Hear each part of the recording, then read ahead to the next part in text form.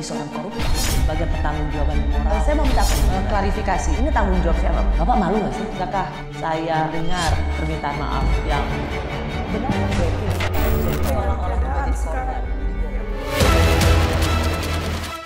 Duh, Mas Bowo, iki aku tak ngomong yo, rungokke. Pak Prabowo nih, orang mikir saya sama dia itu, wah kayaknya musuhan atau apa, enggak. Ada yang ngomong, Bu, ada yang udah minta nasi goreng. Minta nasi goreng, lo aku lagi ngumet, anak-anakku banyak yang nggak jadi.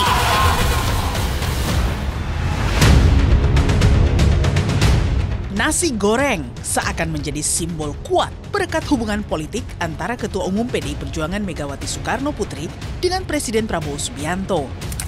Mengungkit soal nasi goreng dalam pidatonya, rupanya turut memunculkan kembali wacana pertemuan keduanya yang sempat jadi sorotan sejak Prabowo memenangi Pilpres 2024. Apalagi di tengah acara ulang tahun PDIP ke-52 pada 10 Januari lalu, nampak politisi senior PDI Perjuangan Sidarto Danusubroto mendekati Megawati. Rupanya, mantan ajudan Presiden Soekarno itu membisikkan pesan jika Presiden Prabowo ingin bertemu sang ketua umum. Lah memangnya nggak boleh? Ya boleh. Tapi kan prinsip, kalau aku perlu sih itu kan ya nggak perlu ketemu toh. Aku bisa kok ngirim orang sampai gitu loh. Itu apa namanya? Strategi politik. Ngono wae kok ora iso mikir.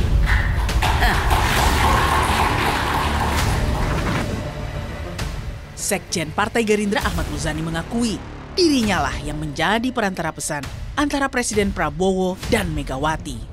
Apakah benar itu yang menjadi perantara adalah Pak Muzani? Ya ada pesan-pesan lah begitu. Ibu Mega menyampaikan beberapa pesan. Pak, kemarin di pidatonya Ibu Mega tuh juga nyinggung-nyinggung kangen nasi goreng gitu. Apakah ini berarti dalam waktu dekat gitu Pak pertemuannya? Saya berdoa mudah-mudahan bisa bulan ini makin cepat makin bagus. Rencana pertemuan Megawati dengan Presiden Prabowo gencar berhembus pada pertengahan September tahun lalu setelah Ketua Harian DPP Gerindra, Sufmi Dasko Ahmad mengatakan pertemuan keduanya tinggal menentukan tanggal dan tempat, dan kemudian direspons positif oleh Puan Maharani. Komunikasi sudah dijalankan, tetapi kemudian masalah tanggal, masalah tempat, ini juga masih dipastikan karena masing-masing saling mencocokkan. Yang pasti soal makanan sudah ditentukan. Yang terbaru semuanya beliau berdua sama-sama berkeinginan untuk bertemu secepatnya, menunggu waktu yang tepat, di saat yang tepat. Bisa juga di Kertanegara, bisa juga di Hambalang. Tidak ada masalah akan bertemu di mana saja.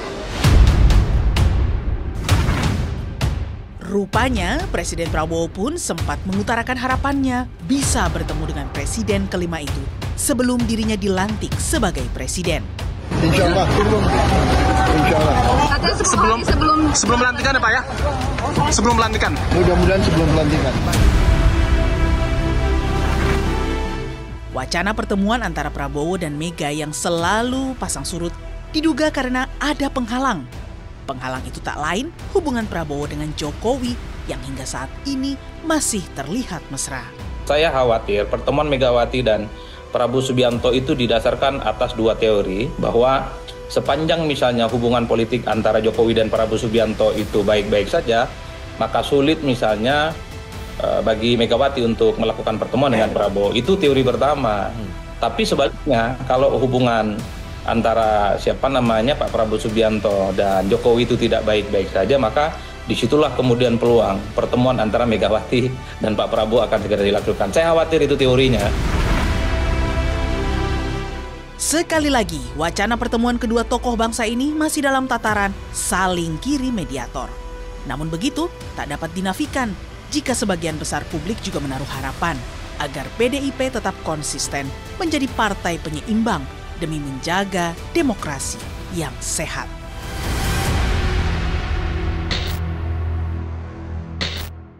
Berawal dari bisikan di acara ulang tahun PDI Perjuangan, wacana pertemuan Presiden Prabowo dengan Ketua Umum PDIP Megawati Soekarno Putri kembali menghangat.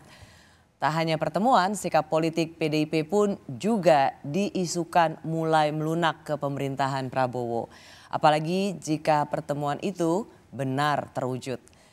Malam ini Rosi sudah bersama sosok yang disebut-sebut penyampai pesan Prabowo ke Megawati. Ia adalah mantan ajudan Presiden Soekarno yang juga politisi senior PDI Perjuangan, Maijen Purnawirawan Sidarto Danu Subroto atau yang selalu dipanggil Opa Darto. Opa, terima kasih sudah di Rosi. Thank you. Opa, ini buku 88 tahun perjalanan Opa Darto, Jalan Terjal Perubahan. Ini tahun lalu ya Opa ya? Waktu saya ulang tahun ke-88. Ke-8 bulan Juni kan kalau nggak salah? Juni yang lalu. Nah, berarti tahun ini 2025 ini Opa akan berusia? 89. Wow. Nanti Juni nanti. 5 bulan lagi 89. Wow. Insya Allah. Jadi udah berapa cucu, berapa cicit Opa? Cucu 12, cicit 5. Cicit 5? Cicit 3, maaf. 3. Cucunya 12, cicitnya 3. Hafal semua nama cucu cicit? Hafal. Berapa yang dokter cucu? 3. 3, itu paling dihafal ya Opa? Biasanya orang selalu tanya, resep sehat. Mereka yang sudah usia lanjut 88 Opa seperti sekarang. Saya tahu Opa setiap hari berenang. Ya. Masih sampai sekarang masih. berenang Opa? I try. Tiap hari? Kadang-kadang 3 kali seminggu. Olahraganya selain berenang, terus Opa ngapain aja? Activity, ternyata saya 60 tahun intellectual activity dan physical activity itu membuat kita itu memang sehat ya. Banyak, ya 60 tahun di pemerintahan kan banyak kegiatan kan. Ke luar negeri, diskusi, rapat online, offline itu hampir weekly. Saya dengar dari putrinya Pak Opa Darto masih sharp memorinya, ingatan. Oh ya oke lah, namanya juga 80 tahun pasti 1-2 ya. Saya bilang kami aja masih muda-muda sering lupaan, tapi Opa masih memorinya sangat sharp karena Opa masih sering banyak pertemuan, bertemu dengan para aktivis gitu. Ya, weekly lah ya. Weekly ketemuan, rapat dan sebagainya. Opa sekarang lagi rame dibicarakan pada ulang tahun PDIP kemarin Opa. Ya. Nah saat itu ada Bu Mega, ada Mbak Puan dan ada Opa di belakangnya. Seperti yang kita lihat di samping ya, betul. Kiri Opa tuh. Sebenarnya tidak ada yang tahu apa yang sedang dibicarakan Opa Darto dengan Bu Mega pada waktu itu. Tetapi ada Mbak Puan. Dan kemudian gerak bibirnya Mbak Puan itu seperti begini kira-kira. Ma, Presiden Prabowo mau ketemu Mama. Gitu. Benar. Benar ya? Benar. Oh emang itu yang dibicarain? Ya. Oh. Saya berbisik tetapi yang lebih mendengarkan. Karena Mbak Mega masih konsentrasi pada rapat. Jadi Mbak Puan yang lebih ya. Oh jadi memang Opa Darto menghampiri Ibu Mega. Ya. Opa Darto mengatakan bahwa Pak Prabowo akan ingin bertemu dengan Mbak Mega. Jadi ketika banyak media menggunakan lip reader atau mencoba mempelajari gerak bibir Mbak Puan bahwa mau ketemu Presiden Prabowo mau ketemu Mama, itu betul ya? Betul. Opa ya? Ya. Ini pesan yang pertama kali Opa sampaikan? Pertama kali. Karena memang pertama kali disampaikan ke Opa? Ya. Sebenarnya kan Opa wacana pertemuan Pak Prabowo dan Bu Mega ini bukan wacana yang baru sekali. Dari sejak tahun lalu juga sudah ada wacana untuk itu. Mereka akan punya sejarah yang baik kan. Waktu Pak Prabowo di Yordania yang minta kembali ke Indonesia itu adalah almarhum Pak Taufik Kimas dan Mbak Mega waktu itu. Jadi mereka punya sejarah persaudaraan yang baik. Tetapi kenapa pertemuan ini masih sekedar wacana, Opa? Seperti hanya ada rencana pertemuan, tapi lama sekali terwujud. Dan kemudian Opa menyampaikan kembali yang sekarang jadi hangat lagi pembicaraan tentang pertemuan Pak Prabowo dan Bu Mega.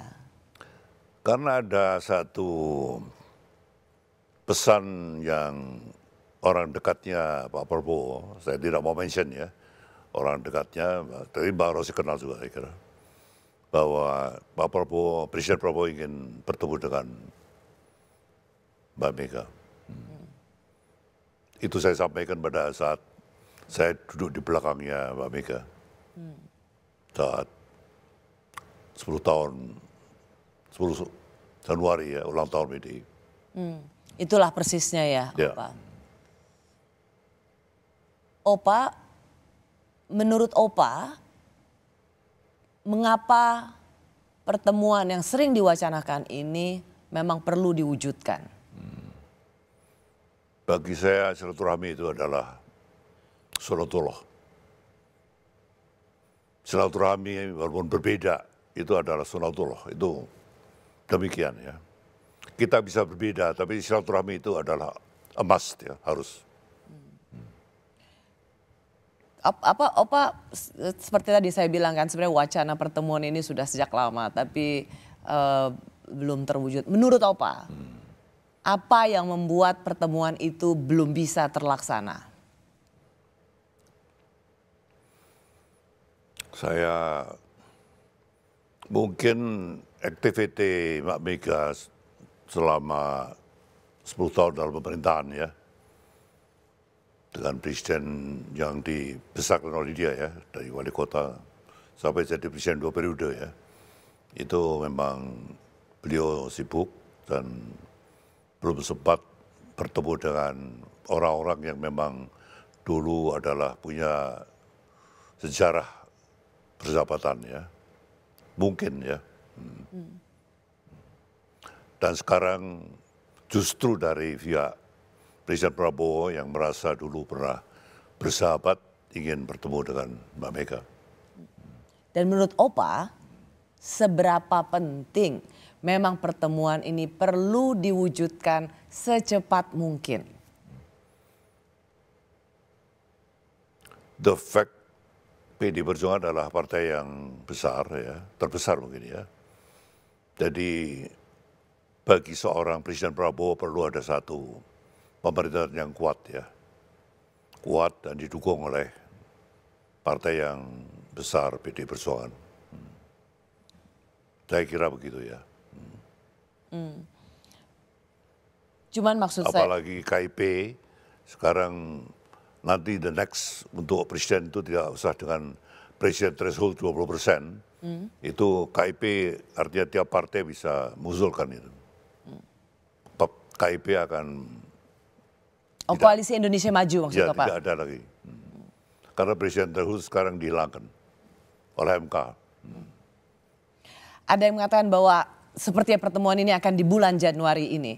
Makanya saya menurut Opa, apakah memang penting untuk merealisasikan pertemuan ini secepat mungkin?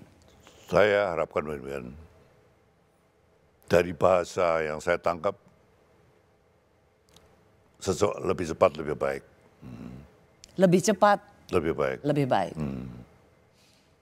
Belum ada pertemuan Prabowo Mega, tapi belakangan sejumlah kader senior PDIP mulai menyatakan PDIP dan pemerintah adalah mitra strategis. Apakah ini sinyal PDIP putar haluan masuk koalisi pemerintahan?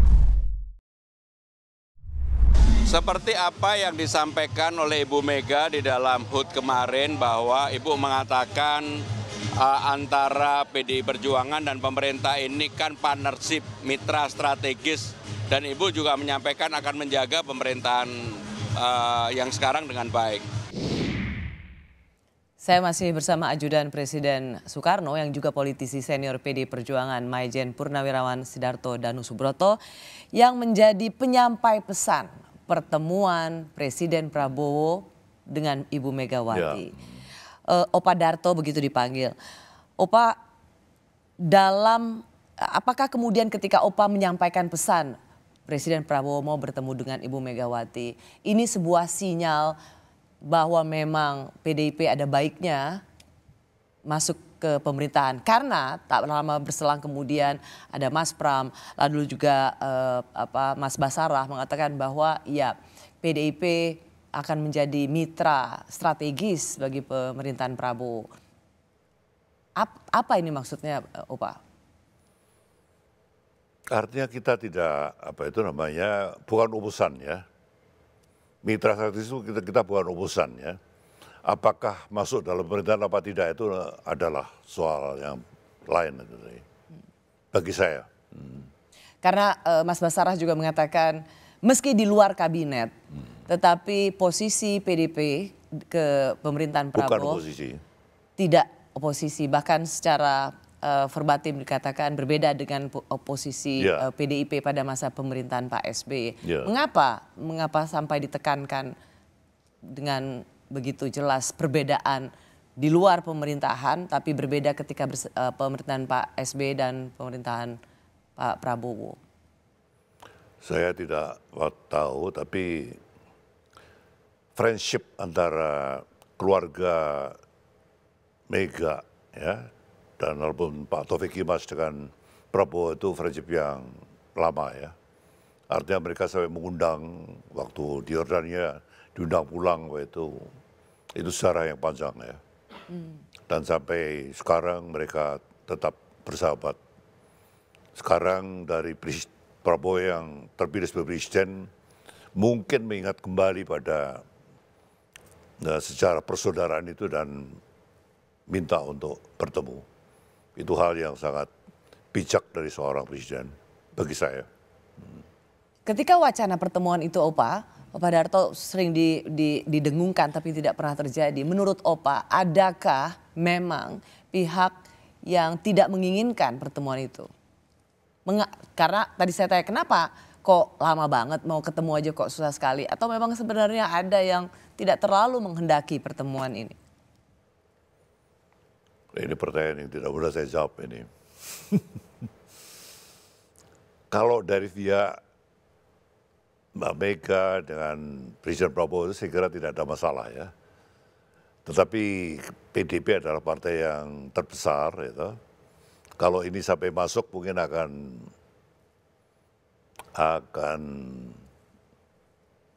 disturb yang lain-lain mungkin ya. Mungkin begitu mungkin ya. Mengganggu yang lain-lain. Ya, ya. Siapa yang terganggu? Yang sekarang sudah masuk dalam pemerintahan. Hampir semua kan masuk dalam pemerintahan. Ya, KIP. Jadi justru yang akan terganggu adalah mereka yang sudah ada dalam pemerintahan. Ya. Karena mereka melihat PDIP adalah partai yang memang sampai hari ini masih terbesar ya. Kalau begitu saya ganti gini, Opa. Menurut Opa sendiri, apakah bijak PDIP masuk ke dalam pemerintahan padahal PDIP bagaimanapun juga dalam kontestasi Pilpres kemarin harus mengakui bahwa pemenangnya adalah pasangan Pak Prabowo dan seluruh partai koalisinya. Apakah itu cukup adil untuk masuk dan mengambil peran di pemerintahan dan melenyapkan harapan publik tentang adanya partai yang partai penyeimbang di luar kabinet? Ini pertanyaan yang tidak mudah saya jawab ini ya. Dalam negara demokrasi memang perlu ada satu penyeimbang ya. Partai pemerintah dan partai yang di luar pemerintah ya. Supaya ada keseimbangan ya. Tapi bahwa nanti PDIP masuk dalam pemerintahan, tapi tetap menyuarakan hal-hal yang berbeda ya, itu possible. Opa sendiri banyak bertemu dengan orang. Ya. Menurut Opa, dengan harapan yang ditujukan pada saat Opa berdiskusi itu, sebaiknya PDIP itu ada di luar pemerintahan atau di dalam? Mereka 10 tahun ini ada dalam pemerintahan ya. Mungkin banyak dari mereka yang tetap ingin dalam pemerintahan. Mungkin ya, karena sudah lama di pemerintahan. Oh gitu? Ya. Tetapi sebagai orang yang mengenal Ibu Mega, bagaimana melihat sebenarnya arah kebijakan politik Bu Mega sebagai ketum partai politik masuk dalam pemerintahan atau tidak? Jadi yang saya tidak mudah menjawab ya. Tapi kita nanti lihat hasil daripada pertemuan yang akan terjadi antara Presiden Prabowo dan Mbak Mega dalam waktu yang tidak lama ini. Pak, banyak yang menilai bahwa melunaknya sikap PDIP ini karena juga terkait dengan penetapan tersangka Sekjen PDIP. Apakah menurut Opa memang ini sebagai salah satu bargain supaya partai ini tetap lepas dari jeratan hukum? Masalah hukum dan politik itu dua wilayah yang berbeda ya. Hukum dan politik ya. Hukum itu adalah masalah yang benar atau salah ya. Masalah politik itu berbeda lagi ya. Jadi hukum is going on ya, bagaimanapun ya. Tapi terus terang dalam penegakan hukum ini kita harus cukup fair ya. Bahwa kesalahan daripada seorang Hasto ya, itu mungkin dibanding dengan lain-lainnya yang belum terungkap ya, mungkin kelasnya lebih kecil daripada lain-lainnya ya. Saya tidak mau ungkapkan ya, tapi banyak pejabat-pejabat yang sungguhnya juga dalam menurut KPK masih ada 100 lagi yang akan diungkapkan KPK. 100 itu saya tidak tahu siapa-siapa. Jadi kalau kita melihat kasus hukum yang menimpa Sekjen PDIP dan kemudian ada pertemuan akan terjadi, lalu kemudian ada pernyataan-pernyataan politik bahwa mitra strategis, apakah ini sebagai bagian dari PDIP memang ingin bersikap melunak atau juga ingin supaya partainya tidak diganggu? Ini pertanyaan yang tidak mudah saya jawab ini. Tapi begini Mbak Rosi, bahwa masalah hukum dan masalah politik itu dua wilayah yang harus kita bedakan ya. Ya, tetapi kenapa saya menanyakan ini? Karena dalam banyak pidato ketua umum selalu dikatakan bahwa hukum dijadikan alat untuk menekan politik. Jadi apa yang Opa katakan kan itu idealnya, tetapi pada prakteknya itu yang selalu dikatakan bahwa hukum dijadikan alat penekan politik. Ada benarnya. Jadi ketika hukum itu memang dijadikan sebagai alat untuk penekan politik, apakah ini juga yang membuat PDIP berpikir ulang mereposisi PDIP? Saya tidak melihat itu ya.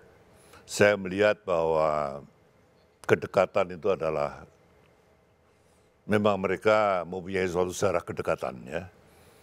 Tapi bahwa adalah masalah hukum yang masih going on, ini saya kira hal yang dua wilayah yang harus dibedakan ini. Masalah friendship dan masalah hukum itu ya.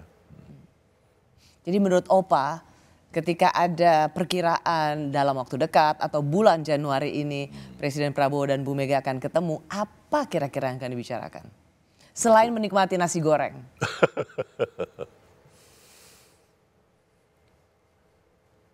Saya kira semua melihat bahwa silaturahmi itu adalah sunatullah itu ya. Berbeda, silaturahmi itu adalah perintah Allah, tetap sunatullah ya. Artinya kita bisa berbeda tapi silaturahmi itu harus kita rawat, kita jaga. Ya. Jadi apa yang dilakukan oleh Presiden Prabowo sekarang PDIP di luar, tapi dia ingin tetap menjaga silaturahmi yang sudah terbangun lama. Itu adalah saya kira sikap seorang negarawan itu. Sebatas itu saja sudah sangat baik menurut Bapak. Tanpa harus membicarakan deal-deal lainnya. Ya. Dalam sejumlah momen Ketua Umum PDI Perjuangan mengatakan ada yang berupaya mengacak-acak partainya, bahkan ingin menduduki posisi Ketua Umum. Sejauh apa seruan ini? Memang ada buktinya?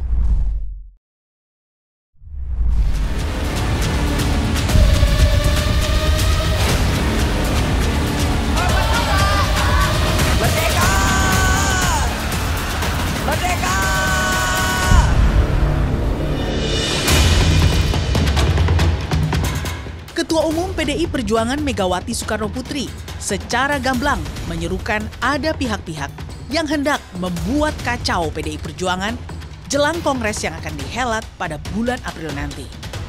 Ini biar kedengeran. Kenapa? Karena aku juga udah ada nih berita. Nanti di kongres karena sekarang kurang bisa berhasil, katanya di kongres juga mau diawut-awut. Saya sengaja nih supaya pada kedengeran dah. Coba kamu mau awut-awut partai saya. Tak lama setelah pidato Mega itu, KPK menetapkan Sekjen PDIP Hasto Kristianto sebagai tersangka kasus suap pergantian antar waktu Harun Masiku dan perintangan penyidikan pada malam Natal 24 Desember lalu. Tim hukum PDIP pun yakin jika pentersangkaan Hasto adalah jawaban atas apa yang disampaikan sang Ketua Umum saat berpidato. Penetapan Sekjen DPP PDI Perjuangan ini mengkonfirmasi keterangan Ketua Umum PDI Perjuangan Ibu Megawati Soekarno Putri pada tanggal 12 Desember 2024 bahwa PDI Perjuangan akan diawut-awut atau diacak-acak menjelang Kongres ke-6 PDI Perjuangan.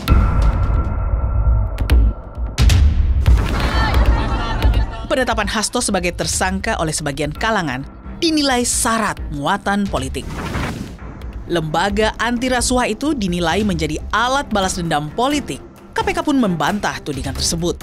Menurut saya kami ini dipilih oleh rakyat melalui Komisi 3. Ya mungkin itu hanya persepsi, dugaan, apa semua. Semua orang bolehlah berpersepsi apa segala. Tapi kami berlima merasakan bahwa tidak ada yang seperti itu.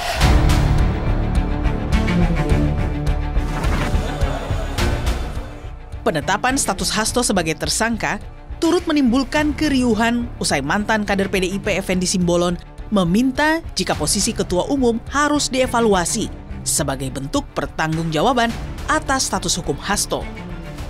Tapi ini nggak hanya sebatas seorang Hasto saya kira. Ini harus tanggung jawabannya dari Ketua Umumnya dong. Ketua Umumnya yang harus bertanggung jawab. Ya meletakkan jabatan kan itu satria juga. Tidak layak dan tidak etis mengomentari PDI Perjuangan. Apalagi meminta Ibu Megawati Soekarno Putri mundur dari Ketua Umum yang merupakan pernyataan yang kurang ajar. Kami menduga bahwa pernyataan Saudara Effendi Simbolon itu terkait dengan pertemuan Joko Widodo beberapa waktu lalu di Solo. Pertanyaan besar pun muncul. Benarkah kekhawatiran Megawati jika partainya sedang diacak-acak itu benar adanya? Saya masih bersama mantan ajudan Presiden Soekarno yang juga pernah menjabat sebagai Dewan Pertimbangan Presiden di era kepemimpinan Presiden Jokowi, Majen Purnawirawan Sidarto Danusubroto, atau selalu dipanggil Opa Darto. Opa Darto, kalau saya bertanya pada Opa Darto, apa memang sudah ada tanda-tanda gelagat, memang ada yang mau semacam ngacak-ngacak PDIP? Tadi saya dengar dari seorang Effendi Simbolon ya, yang sekarang sudah di luar partai ya. Tapi kalau dalam internal saya tidak mendengar ya. Tadi ucapan tadi dari Effendi Simbolon ya, yang sudah keluar dari partai ya. Tapi dari internal saya belum mendengar ya. Tapi namanya partai kita adalah Partai Demokrasi Indonesia Perjuangan ya. Artinya kehidupan demokrasi itu hidup dalam partai kita. Tadi dalam konferensi pers kan ada satu timeline Pak Darto bahwa Bu Mega mengatakan ada di Kongres nanti akan ada yang di-out kata Bu Mega waktu itu.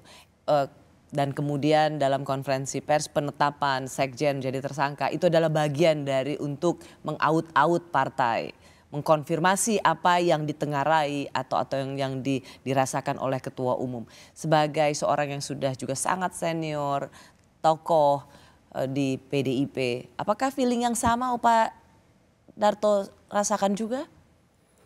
Ini kasus Harun Masihu kasus yang lama ya.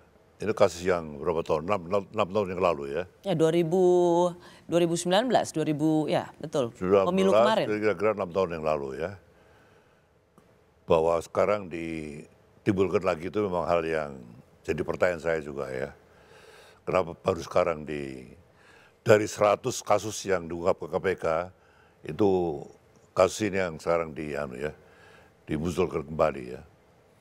Saya akan melihat nanti ending daripada hal ini ya. Opa melihat nggak timelinenya bahwa ada konferensi pers, pemecatan kader, memang ada beberapa kader, tetapi salah satu di dalamnya ada nama juga Pak Jokowi, dan kemudian ada penetapan tersangka sekjen. Pak Darto melihat ini sebuah urutan waktu yang bisa saling berkait? Kalau soal pemecatan dan itu saya tidak ingin kaitkan ya. Bahwa seorang Jokowi yang mulai dari seorang pengusaha kayu, jadi wali kota, gubernur, presiden, baik orang tua PDIP.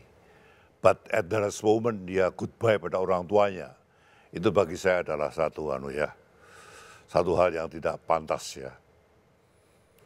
Orang tua kita bisa marah pada kita, ya, bisa bentak kita, bisa nabok kita, bisa jambak kita. Tetapi kita sampai kapanpun kita ini harus menghormati orang tua kita. Saya lama di partai, pernah dapat apapun ya, tapi saya tidak pernah tidak ada pikiran bagi saya untuk mengkhianati ya. Tapi saya kecewa bagaimana seorang Presiden Jokowi yang mulai dari pengusaha kayu sampai wali kota, gubernur, presiden, baik orang tua. At the last moment dia menentukan pilihan yang bukan pilihan kita. Itu bagi saya hal yang tidak elok itu ya, hal yang tidak baik. Oke lah, katakan itu sebuah perpisahan yang tidak baik-baik. Ya move on aja. Kenapa selama ini sesuatu yang sudah terjadi terus diungkit-ungkit, Pak? Ini juga menjadi kritik. Kenapa jadi ada gurauan ketika ada seruan yang seperti menyerang Pak Jokowi. Ini geng 16% yang belum bisa move on, Opa.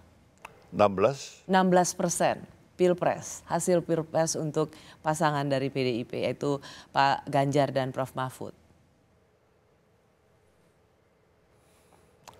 Begini ya Pak ya, saya pernah mengatakan bahwa demokrasi kita itu demokrasi NPWP, nomor piro, wani piro.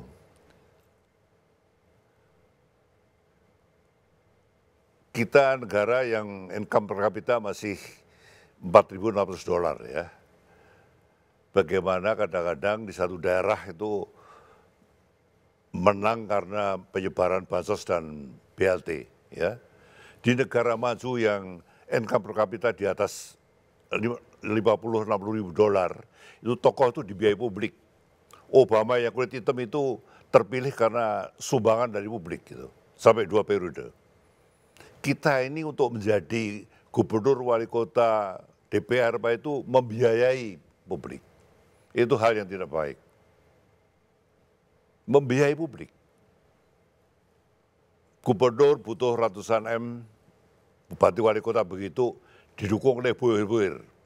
Kalau sudah jadi dia harus membayar kebaikan pada buir-buirnya itu proyeknya. APBD. Akibatnya apa? Quality bangunan jembatan, sekolah apa itu kadang-kadang dalam waktu 20 tahun sudah ambrol. Saya lulusan SMP Jogja, SMA Kota Baru Jogja yang sekarang menjadi Nation Heritage bangunan Belanda. Saya bangga. Tapi saya sayangkan dengan kalau ini diteruskan ya, harus ada suatu tatanan baru. Bahwa kepala daerah itu kalau dengan cara begini didukung oleh buir-buir, kenapa tidak 3 partai pemenang menjadi pimpinan daerah setempat? Lalu misalnya presiden, penyebaran BLT itu terjadi ya, bansos BLT ya. Kenapa tidak ada batasan, misalnya tidak boleh lebih daripada 100.000 by law. Kalau more than that itu pidana. Oke, Opa, kalau kembali ke pertanyaan saya begitu. Tadi Opa mengatakan soal ada pengkhianatan dan lain sebagainya. Oke, itu sudah menjadi salah satu cerita sejarah. Tapi mengapa PDIP tampak belum bisa move on? Dari apa yang dikatakan bahwa Pak Jokowi meninggalkan PDIP, ya sudah, kan sudah pisah baik-baik. Kenapa harus press conference-nya secara terbuka, lalu kemudian masih pemecatannya harus di press conference secara terbuka, lalu kemudian masih setiap dalam statement-statement politik yang seperti memang ada kesan selalu memberikan menyerang Pak Jokowi. Apakah masih belum bisa move on, Opa? Kita harus ke sana, tetapi mungkin karena he is the family of PDIP for long time ya, lalu kemudian goodbye itu sangat kita sayangkan. Saya juga begitu, saya sangat sayangkan. Saya mungkin dengar bagaimana saya seorang Mulyono ya, yang dari mulai pengusaha kayu sampai presiden, tapi at the last moment goodbye itu saya sayangkan. Saya tidak suka sikap demikian. Kita harus loyal pada orang yang membesarkan kita. Itu hukumnya wajib. Hanya begini Opa, apakah Opa juga menyadari ada semacam juga analisa semakin sering PDIP menyerang Pak Jokowi maka akan berkurang juga persepsi positif publik ke PDIP. Karena bagaimanapun juga citra positif itu masih ada di Pak Jokowi. Jadi menyerang Pak Jokowi itu alih-alih ada persepsi yang baik ke PDIP tapi justru negatif. Apakah itu disadari Opa? Ya kita memberikan bukan serangan tapi kekecewaan itu kita sampaikan ya. Tapi tidak usah berulang-ulang ya. Ya kita kecewa maksudnya ya. Sekarang anaknya yang seorang wali kota lalu digoreng lalu kemudian jadi orang nomor 2 itu mungkin tidak terjadi di negara lain ya. Never happen di luar negeri. Seorang wali kota lalu to be number 2 itu tidak ada di luar negeri. Itu ada di sini.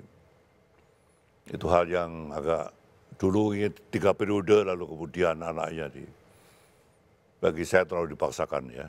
Ya seperti Kapolres selalu jadi Wakapolri ya. Dandim menjadi Wakil Panglima. Kira-kira begitulah ya. Tidak elok ya. Bagi saya. Tapi bagaimanapun juga itu adalah wakil presiden yang dipilih 58% sama Pak Presiden Prabowo. Yeah. Orang kemudian ada semacam dugaan wah Bu Mega akan ketemu dengan Pak Prabowo untuk juga silaturahmi.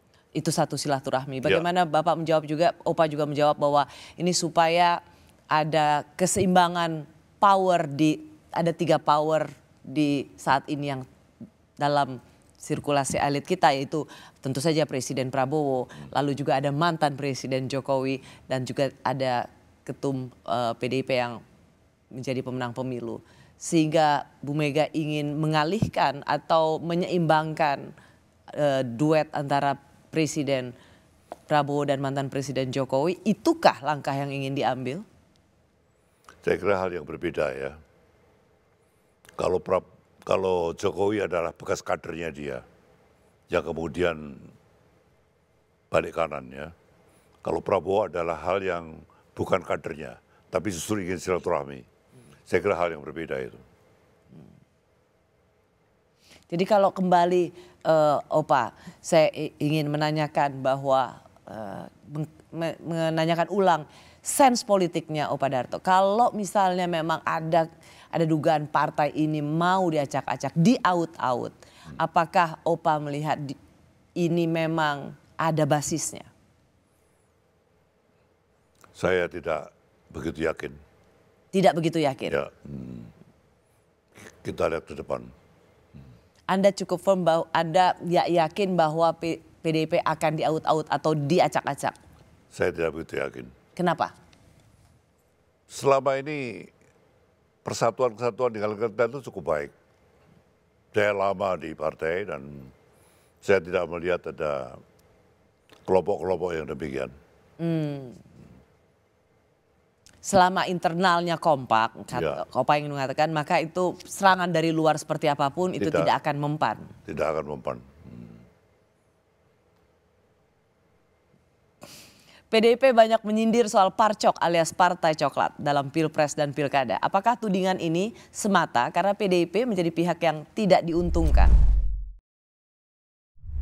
Saya masih bersama politisi senior PDI Perjuangan Maijen Purnawirawan Sidarto Danusubroto.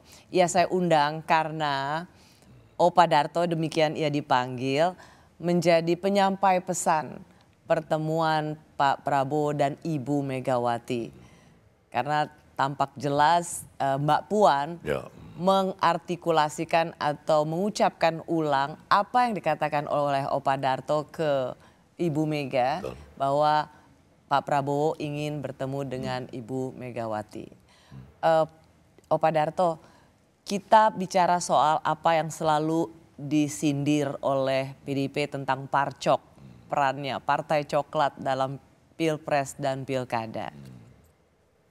Tetapi sebenarnya soal penggunaan aparat ini bukan sesuatu yang baru. Dulu ketika, tapi saya mau tanya dulu, soal parcok ini karena Bapak adalah purnawirawan polisi, apa tanggapan Pak Opa Darto? Sangat tidak baik. Aparat ikut serta dalam pemilu itu sangat tidak baik. Manggili kepala desa, korupsi 10.000 atau apa, dicari salahnya. Hanya untuk milih A, milih B itu sangat tidak baik. Sangat tidak pantas dalam negara demokrasi. Sangat saya sesalkan bahwa partai coklat, kebetulan saya dari kepolisian, terlibat di dalam permainan politik itu tidak baik. Tidak sedikit kalangan yang mengatakan bahwa parcok dijadikan istilah karena PDIP tidak diuntungkan dalam kontestasi pemilu.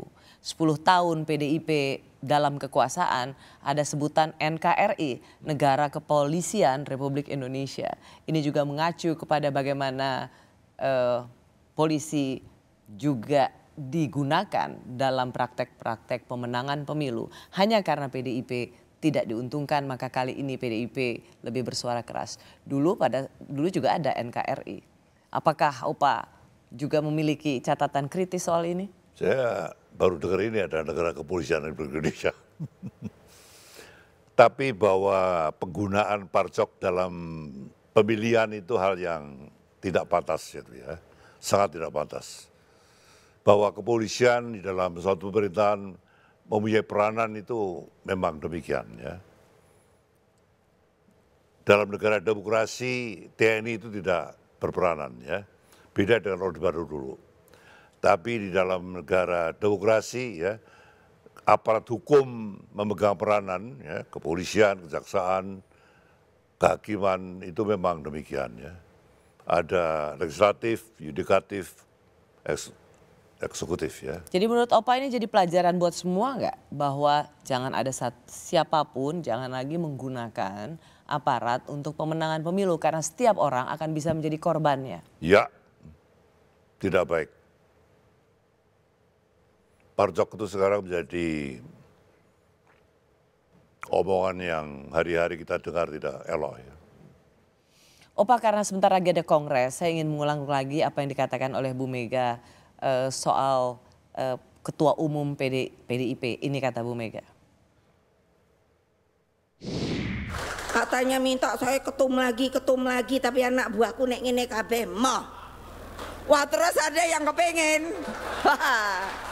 Gile. Mau nggak kalau sama yang kepengen niku? Ayo. Gitu aja ada yang di sono nggak ngomong, berarti dia mau. Alah gila dah. Ada yang mau jadi ketum PDIP kata Bu Mega. Siapa? Ya, dari luar. I don't know. Tapi bahwa dalam Partai Demokrasi Indonesia Perjuangan,